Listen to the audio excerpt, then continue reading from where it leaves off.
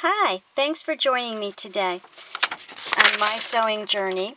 Today I'll be working on mug rugs. And we're going to start with the simplest one right here. And it's just a piece of pretty fabric sewn to another piece of fabric, so you could use it on either side. And I did a little decorative stitch across in just a grid-like pattern. Now for this one, you're just going to put right sides together and sew all the way around, leaving yourself about an 1 to 2 inch opening to turn it to the right side. And then you put your 2 seams together and sew across there.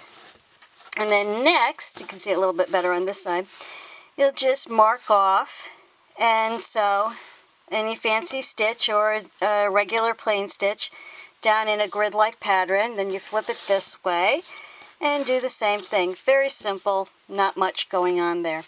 Next, this cute little bird one required a little bit more. The bird is made out of felt, so it's an oval with a kind of like a little triangle here. The wing is a D and the beak is a triangle.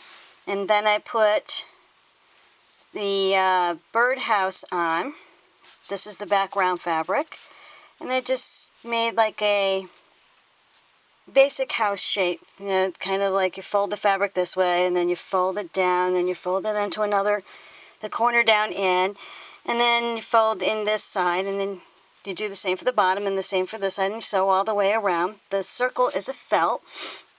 And then on this one I just sewed, when I put the back on fabric on, you can see it better on the back, I just sewed just straight like that. Nothing fancy there. And some bias tape on. Best way to do bias tape is from the back, sewing it on, fold it over, and then sew it on to the top. Not much going on there. This little guy, I tried some embroidery on there, and I wrote it on first, then embroidered over it. And these are just scraps left over from a quilt. If you did a quilt, or you're practicing for a quilt, mug rugs are the great thing for your practice squares, because you can use them right up in these little things. I appliqued the fish on.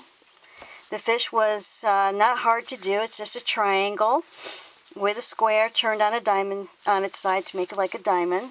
Not much going on there. And I did little circles, which I embroidered over with the same embroidery floss. And I sewed around the thing for like the, I guess you'd say, not applique, the motif around the fish.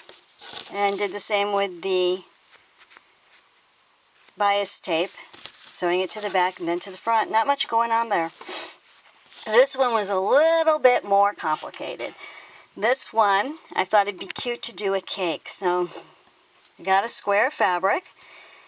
I put the plate on first. The plate is just a oval, and I put that on first, and then I did a triangle out of leftover costume satin, and then I made a little small rectangle and another rectangle, and then this is just a really big square. And I appliqued on, which just means put fabric over fabric, the white to the black square, or brown square, excuse me. And then I sewed this on, and then the triangle went on last. And did the same for the bias tape. And then on this, I just did a little like squiggly thing for the motif. Nothing really fancy there. Doesn't even have to really be perfect. And the same with this chocolate cake, except for his plate came out a little small because I ran out of that pretty blue fabric. So this is a great scrap busters project.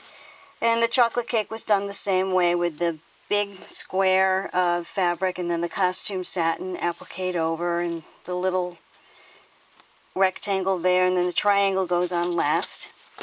And this one I did the motif just a little on the crazy side for fun. And I did the bias tape the same way you do all the bias tapes on all of them.